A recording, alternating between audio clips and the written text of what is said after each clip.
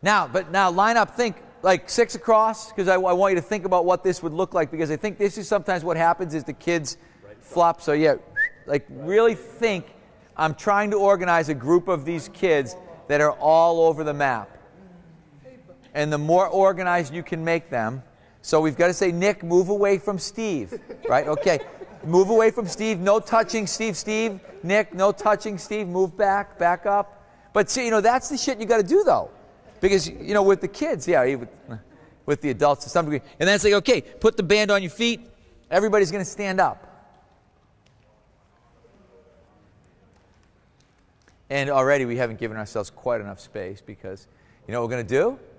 Because we're smart, we're all going to turn 90 degrees to our right. Perfect. And then we're going to think 10 steps to your right, the other right. Yeah. Oh, I turned 90 to my up. See, everybody did what I did. Good. And then just think 10 steps, keeping your feet wide, not letting the band slack.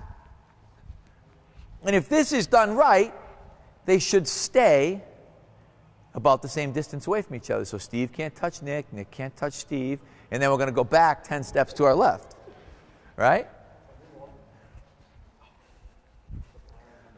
Exactly.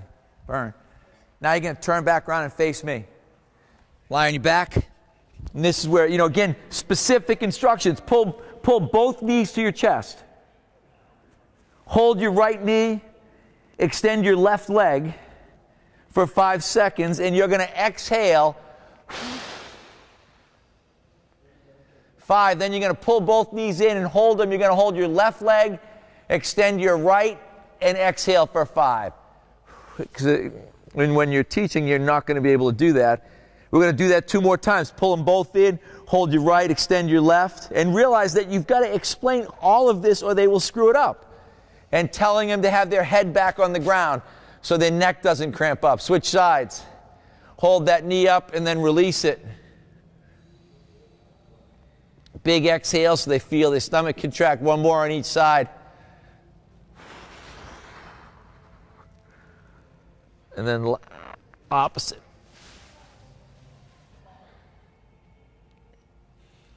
And then they're going to sit up, take the band off. Now they're going to go quick hip lift. And again, if we said, hey, we really want to take a lot of time to set it up, we can give everybody a ball. I would not give everybody a ball, because what will the kids do?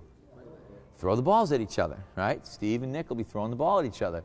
Or he'll just be rolling it so it hits him in the back or whatever it is, and then we'll have to talk to him, right?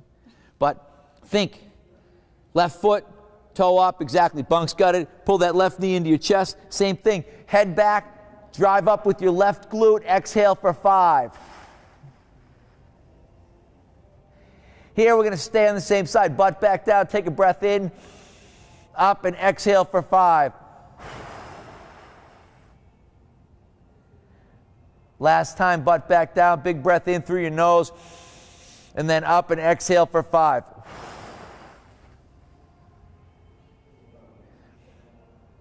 And then you're going to sit up, you're going to switch sides, right? What does it seem like? A little bit like yoga class, right? Because you've got one person instructing. Same thing. Driving the heel down, lift up, exhale.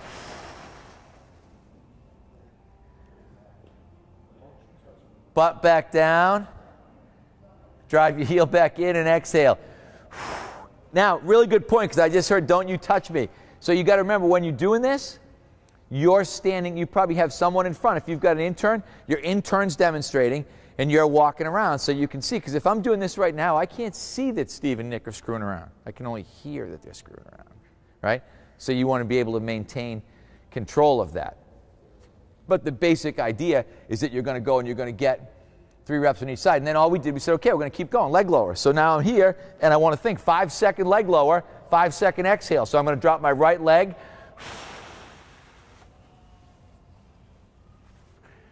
And then back up, left leg.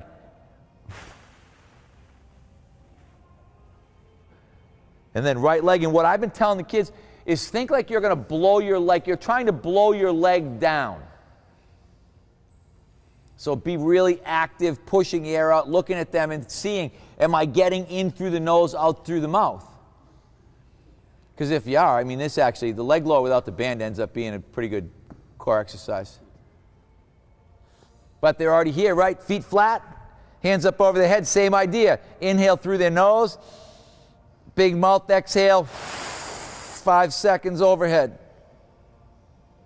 Inhale again through their nose, exhale.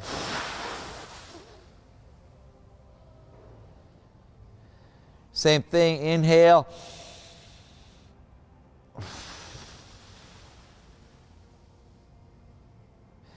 And you can kind of see like 3 sets of 5-second breath tends to work timing-wise about right. Then you think, okay, if I go from there, all right, now I can flip over. So now I'm in quadruped, get up on all fours, and now just think all I want to do is look at the floor and look at the ceiling 10 times.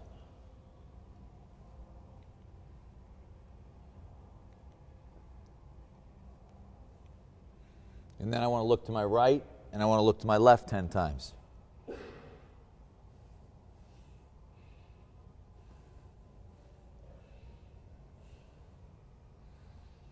And then I want to think about that quadruped opposite action. Same thing, 3 5-second breaths. And now I'm cueing them. I'm thinking toes up to my shin, driving my heel out. If I've got people that can't get arm and leg, just leg. But I would ideally 5, and I'm going to do 3 on each side.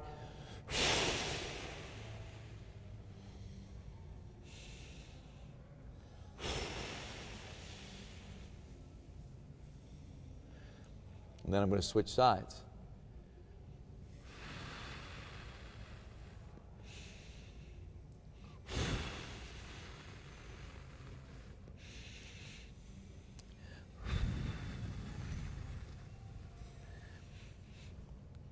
And now we can think like Mike was talking about. We could crawl forward.